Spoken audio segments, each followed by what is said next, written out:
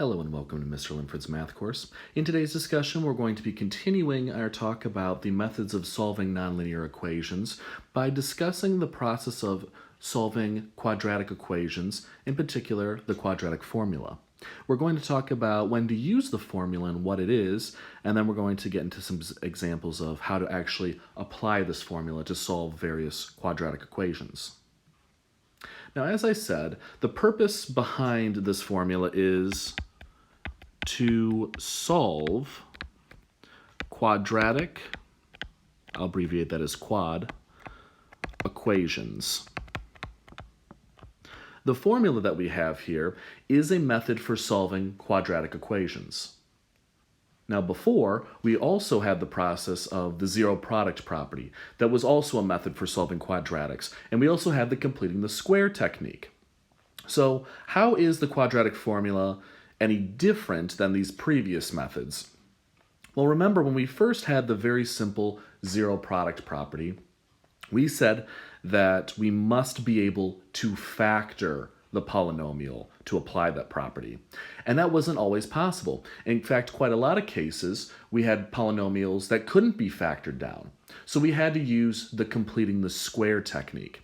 The completing the square technique is a method that works to solve every polynomial equation, every quadratic equation that we could have had. The quadratic formula is a shortcut to this. The purpose behind the quadratic formula is to solve, and maybe I should say, every quadratic equation.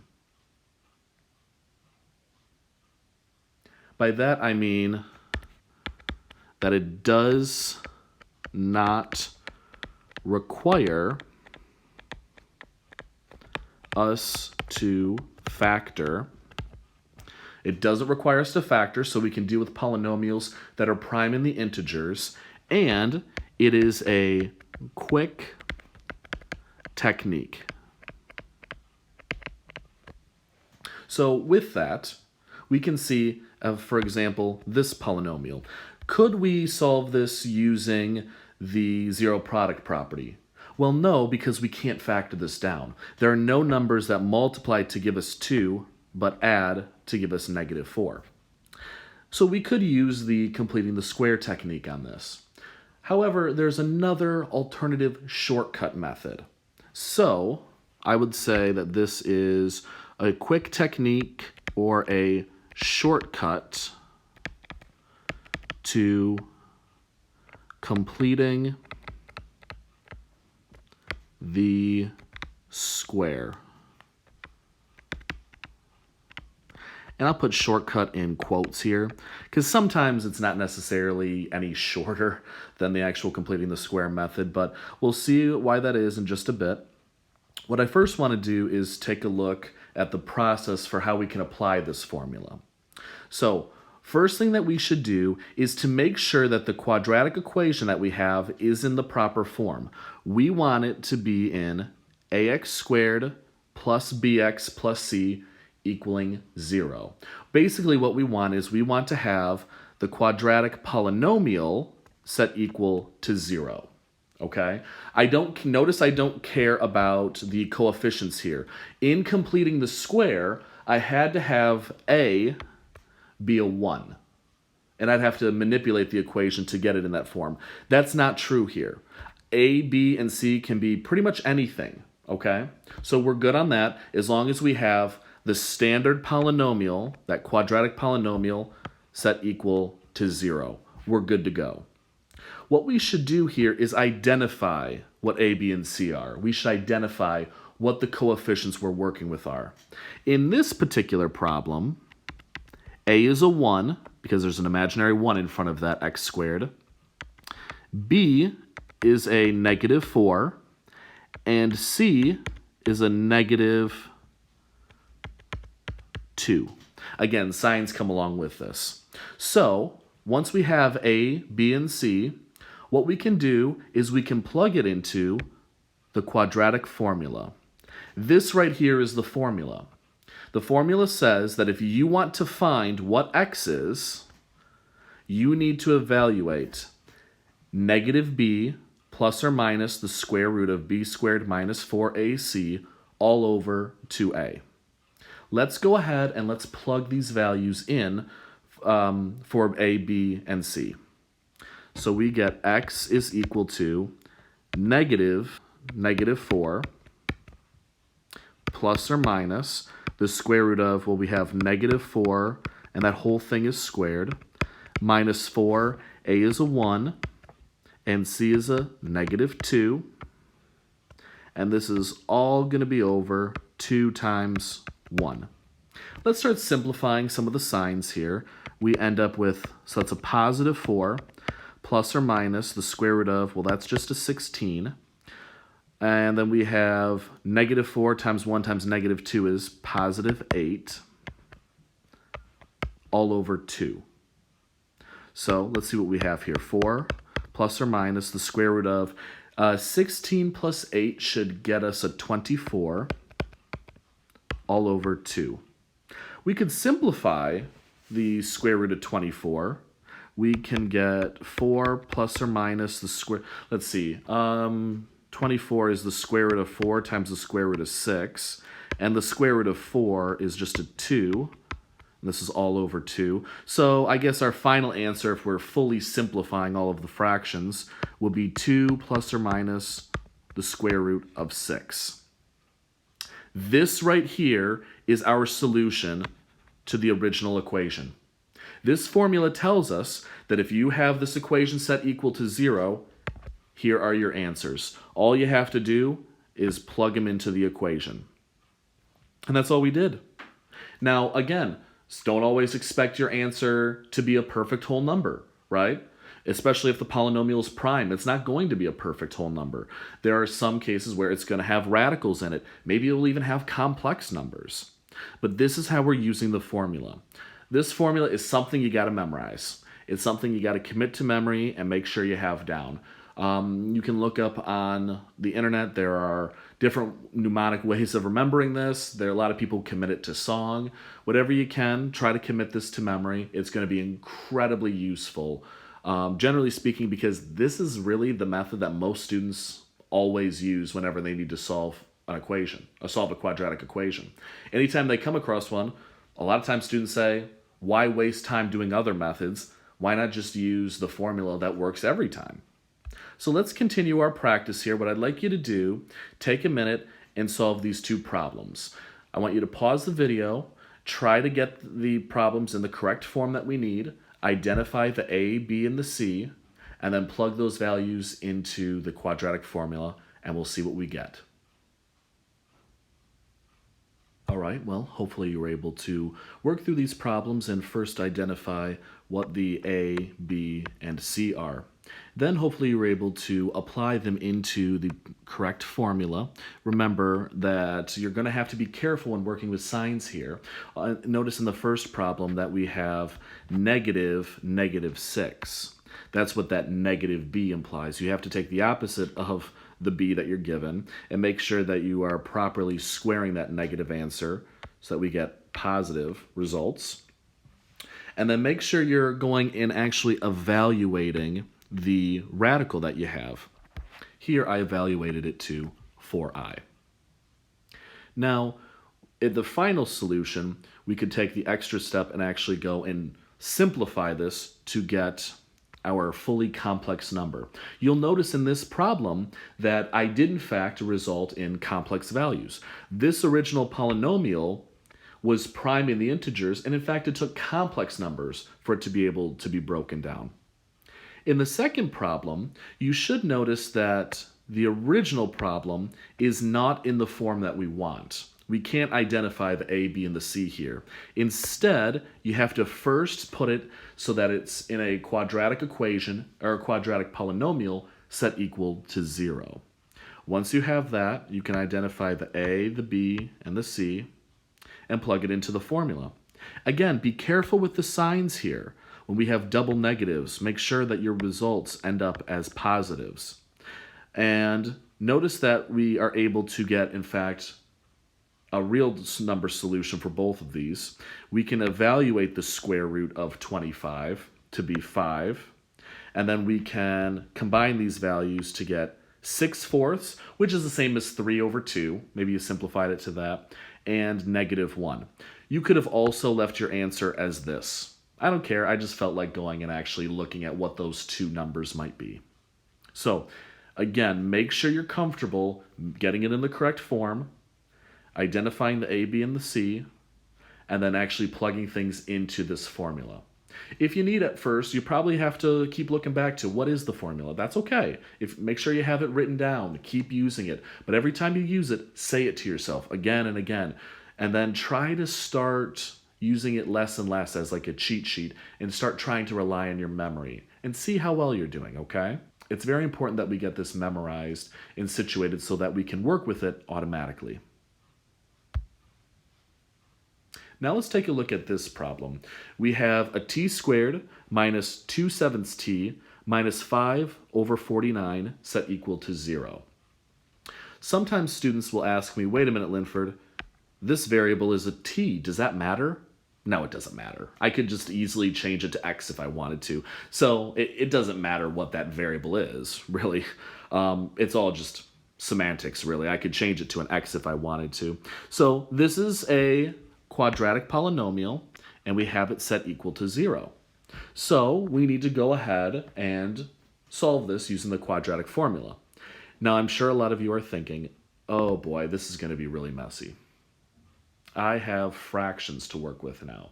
Fractions that need to be squared and multiplied together and then take the square root of them. I'm going to have a complex fraction because I'm going to have a fraction in the numerator, and I'm going to have a denominator then, and this is going to be fairly messy. We can go ahead and actually start evaluating this where we take the given A, B, and C. In this case, A would be a 1, B would be a -2/7, and C would be a -5/49. So we can plug it into the formula. We would get x equals -2/7 plus or minus the square root of -2/7 squared minus 4 times 1 times -5 over 49, and all of that over 2 times 1. We can go and evaluate this, and it wouldn't be too bad, just be a little messy. Instead, I'm wondering if we could do anything else. I'm wondering if instead of trying to solve this more complicated formula, I wonder if we could do anything to the initial equation. Remember, in completing the square, we had to have it in this form because we needed the leading coefficient to be a 1. So we had to have it in this form. But the quadratic formula doesn't care what A, B, and C are. It doesn't specify anything about A, B, and C. It just says, make sure you have it in the form where you have the number and t squared and a number with t and then the number by itself. So take a minute, pause the video, try to think to yourself, what could we do to this equation? Is there any way we can manipulate it to make it easier for ourselves and still having it in the form that we need, the form being a times t squared plus b times t plus c equaling 0. I just changed x to t here. So pause the video, take a minute, and think to yourself, is there anything we could do to manipulate this equation to make it easier for ourselves than working with fractions? Well, hopefully you're thinking back to our work with fractions in previous sections, our work with rational equations, or our work with solving equations that have rational coefficients. In those sections, we often talk about clearing the fractions. What if we multiplied both sides of this equation by a number big enough to cancel out all of the denominators? What denominators do we have here? We have a 7 and a 49. What's a common denominator between 7 and 49? Well, 49 is. That's a number that they both go into. So why don't I take both sides of the equation and multiply them by 49? Let's do that clearing fractions process. We get a 49t squared minus, let's see, 49 times 2/7. That should be a 14t minus 49 times 5 over 49 is just 5, equaling, well, this is just 0. It still just cancels out. So take a look at this. Let's see what we have going on here. Instead of working with fractions, now we have whole numbers. A is 49, B is negative 14, and C is negative 5. Now, this is something that is allowed. All we did was multiply both sides by the same number, and we can do that. And what do you know? We're still in the proper form. We still have the polynomial set equal to 0. So that's not an issue. So this is totally allowed. You choose which method you like. Do you like working with the individual fractions, or do you want to work with the whole numbers? They both have their benefits and drawbacks. Working with the fractions, you got to be careful. Could be a little tedious, but you have a calculator, and you can make that work. When working with the whole numbers, notice they're going to be dealing with fairly large numbers here. When I'm squaring things like 14 and multiplying all of these, you might be dealing with numbers in the thousands. But again, you have a calculator. That's nothing too complicated. So let's go ahead and give this a try. I'm going to give this one a try, and let's see what we get. We have t is equal to, so let's do the formula. It says negative b, which is negative 14, plus or minus the square root of b squared, so that's negative 14 squared, minus 4 times a times c, which is negative 5 here. And all of this is going to be over 2 times 49. All right, let's start simplifying and see what we get. We have a positive 14 plus or minus the square root of, all right, well, let's see what negative 14 squared is. That's 196. And then if I take the negative 4 and 49 and 5, we get plus 980. All over 2 times 49 is 98. Well, let's keep going here. We're going to end up with a 14 plus or minus, and 196 plus 980 is the square root of 1,176 all over 98. Now, from here, we might want to try to break down the square root of 100 or 1,176, but I'm not particularly bothered by that because what's the point? Essentially, it's not that small, so it's not easy to think, okay, what perfect squares go into this? You could do it as a side practice, but I don't particularly care. The reason is you have a calculator, right? Do we really need to save ourselves a couple extra, nanoseconds by simplifying things down a little bit more? So I'm fine with you having this as your final answer. And this value that we get would in fact be the same as the one we get with the fractions, okay? There's no difference here. Hopefully you're feeling comfortable with this process. You're seeing, okay, what is the formula? How to identify A, B, and C and plug them into the formula? And then hopefully you're also feeling comfortable with this idea of sometimes manipulating equations. You don't have to, but hopefully you feel comfortable having this option if you ever wanted to, okay? That's all that I needed to cover. If you have any questions or comments or want to let me know if you need any help or anything more to go over, please let me know. My email is klinford, that's KLINFORD, @wccnet.edu. And until next time, take care.